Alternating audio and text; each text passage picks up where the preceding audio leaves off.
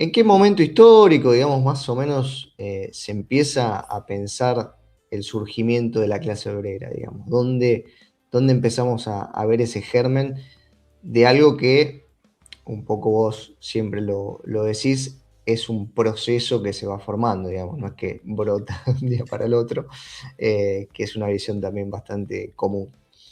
Sí, en ese sentido, bueno, ahí como bien decís, yo retomo, yo no, en realidad un montonazo de personas retomamos esa idea de Thompson, ¿no? De que la clase obrera no surge por combustión espontánea, sino que es más bien un hacer constante, ¿sí? Que resulta de un proceso y que implica una rearticulación constante de lo que se entiende como clase trabajadora, ¿no?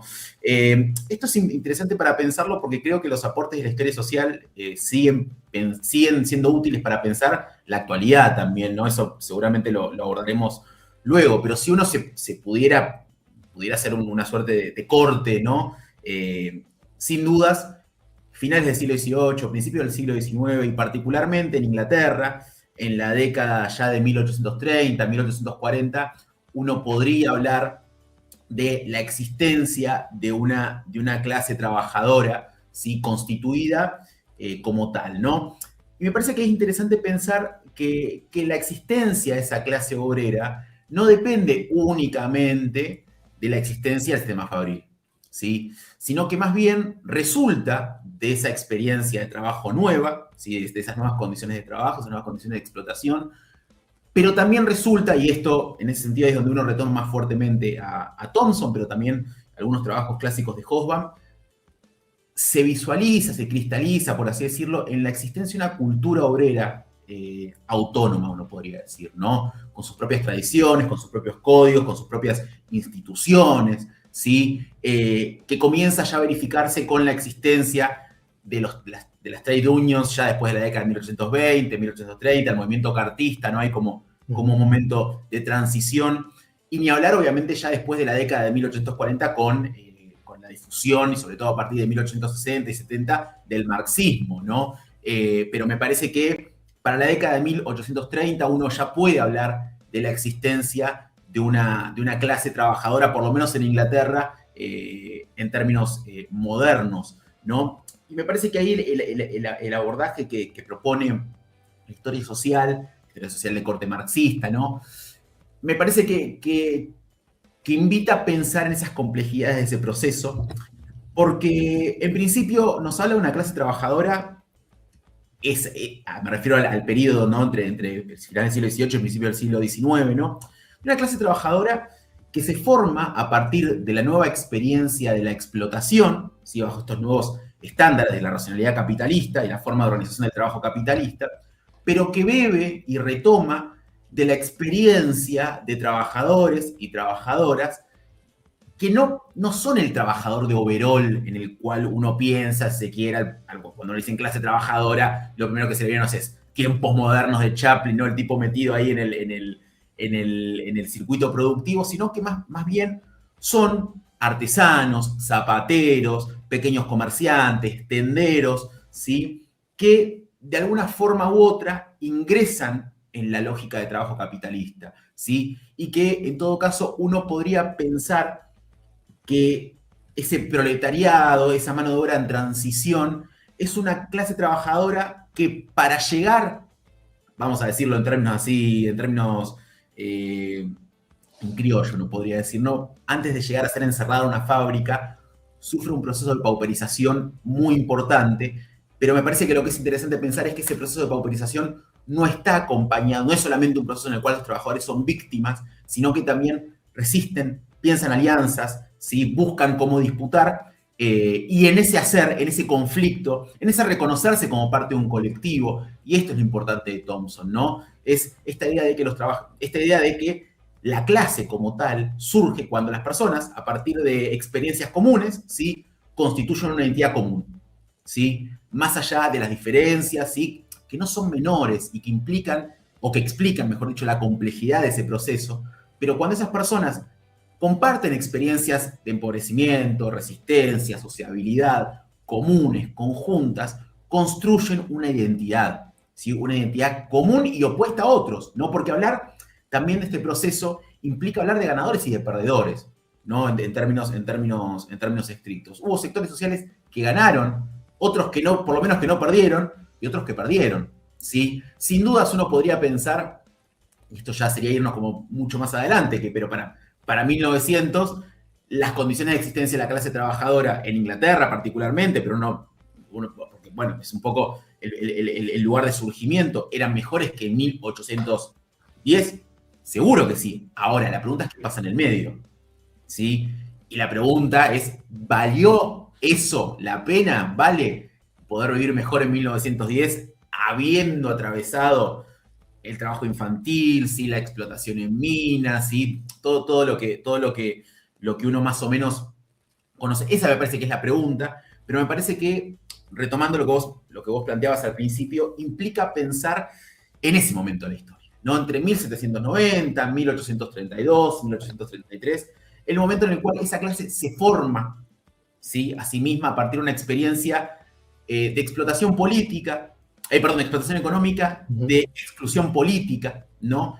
Y de transformación social muy importante, ¿no? Porque estamos hablando de enormes sectores de la población, ¿sí? Que son expulsados de sus tierras, ¿sí? Que son obligados a ir a trabajar, ya sea o a las industrias rurales, en algunos casos, cuando esa industria rural comienza ya a ser no un trabajo extra que hacían en los tiempos en los cuales no había cosecha, sino son campesinos que se ven obligados a trabajar full time, uno diría en la actualidad, ¿no? En esos primeros factory system, ¿no?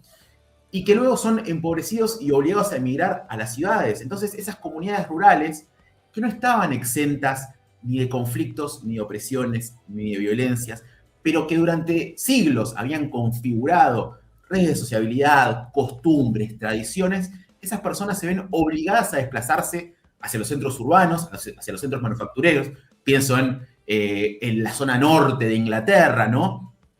Y se ven obligados de alguna forma a ir a buscar trabajo a las ciudades, y esa vida que habían construido, esas costumbres, esas tradiciones, dicen historiadores e historiadoras, ¿sí?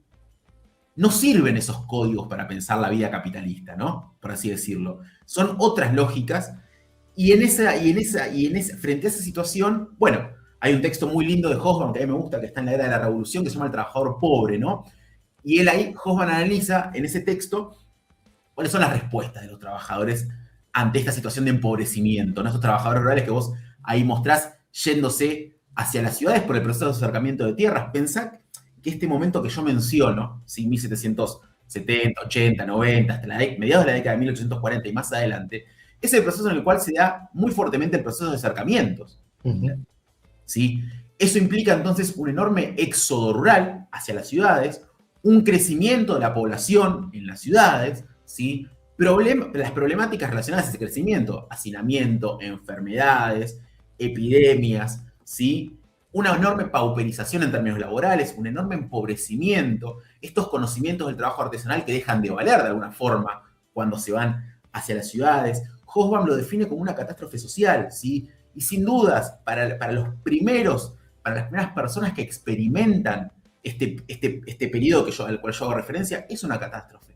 Es una catástrofe, sin dudas.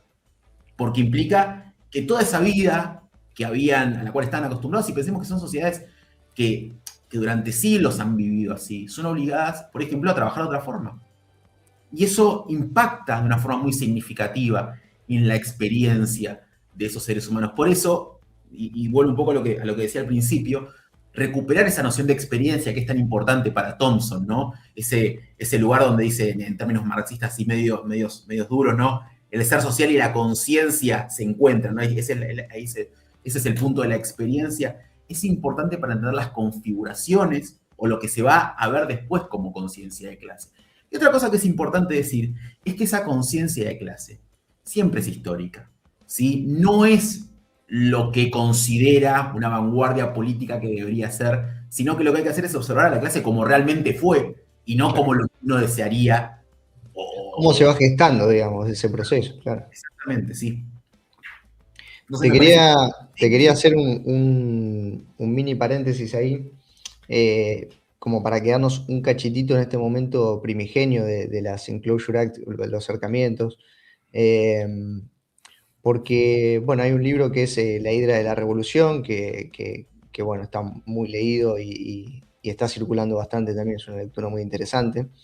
Eh, y hay uno de los, no sé si es un capítulo o una de las secciones, digamos, del libro que se llama La Gran Expropiación, ¿no? Mm, Eh, y muchas veces en los discursos políticos actuales, donde se demoniza la idea de expropiación desde los sectores de poder, o sea, desde la burguesía dominante, se acusa a los comunistas de querer ir y expropiar y expropian o ese discurso de Chávez diciendo expropiese, ¿no? Por todos lados y demás, ese gran terror a la expropiación.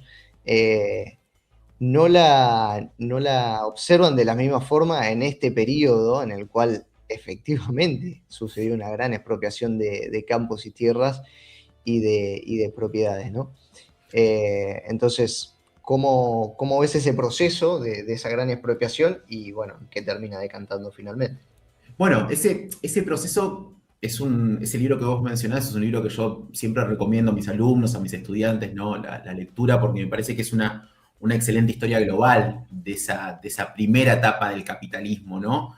De alguna forma, Rediker y Lineburg plantean, dice, ellos buscaron el puente entre el mundo trastornado de Hill y la formación de la clase obrera en Inglaterra de Thompson, y me parece que está muy logrado en el libro.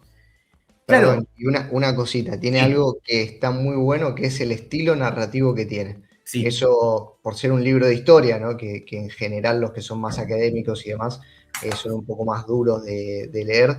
Este es, la verdad que es un placer leerlo, o sea, te engancha al primer momento. Un Sí, poco lo que le pasa a Hobsbawm también, ¿no? Y a algunos otros. Ya, totalmente. creo que lo tengo por acá, en algún lugar. Debe estar por ahí, yo lo tengo a ver, lo tengo acá, lo tengo a mano. Yo tuve la suerte A ver si se ve ahí. a ver, acá lo tengo. Ahí está, los dos libritos. Mismo ahí, choque. En 2024 tuve la suerte de compartir panel con Marcus Rediker en la UBA, y la verdad que nada, lo que él comentaba de la génesis del libro es impresionante, es un libro impresionante, es una obra impresionante realmente, una obra muy influyente, otro clásico hoy, sin duda, de la historia social, es otro clásico. Por lo que sigue preguntando, ¿no? por lo que sigue invitando a esa perspectiva que tiene global, por lo menos a mí me parece lo más interesante en la actualidad, ¿no? No solamente una comunidad global de expropiados, sino una comunidad global de resistentes. Eso también es interesante para pensar estos procesos. En relación a lo que vos planteabas de esta gran expropiación que plantean Lineburg y Rediker, y bueno, obviamente uno lo encuentra en el capítulo 24 del Capital, ¿no? Ese capítulo sobre la acumulación originaria.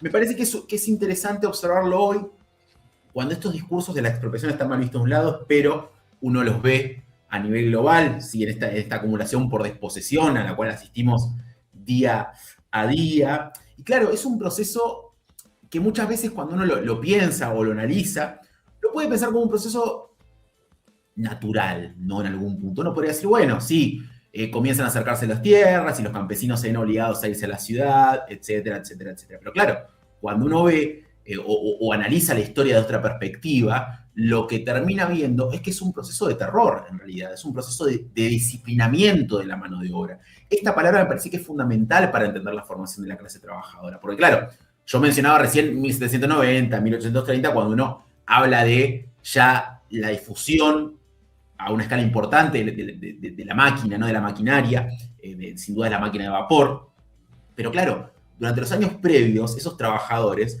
son empobrecidos, son expropiados, se instala un régimen de terror también. Otro gran libro que yo recomiendo de Thompson es Los orígenes de la ley negra, por ejemplo, donde él analiza cómo los bosques comunales son privatizados, por así decirlo, y se transforman en un escenario, él lo dice, en un escenario de la lucha de clases, ¿sí? Y donde, y esto me parece que está bueno, donde esas resistencias a la expropiación, ¿sí? Al cercamiento,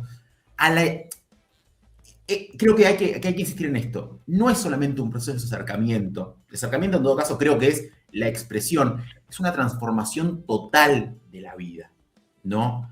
Frente a eso que comienza a desarrollarse durante el siglo XVIII, durante el siglo XVII, durante el siglo XVIII, los campesinos, los artesanos, buscaron resistir, sin duda que buscaron resistir. Una forma fue, por ejemplo, pintarse la cara de negro y salir a cazar ciervos en los bosques reales, ¿no? O salir a romper la maquinaria por las noches, hacer motines de subsistencia cuando la economía de mercado comienza a romper la idea de precio justo, ¿no? En los mercados de Inglaterra. Son formas de resistencia que hoy uno podría decir, bueno, no sirvieron, no podría, con la mirada con el diario del lunes uno podría decir, eso no sirvió, pero en realidad lo que es interesante, y esto es lo que plantea un poco Thompson, eso que se constituye como o que son las armas que tienen estos trabajadores, estos campesinos para resistir, ¿sí? Son de alguna forma, o hay que plantear un puente entre esas formas de resistencia precapitalistas y las posteriores. Sin Claro. duda, por lo menos en una primera etapa. Por ejemplo, el ludismo.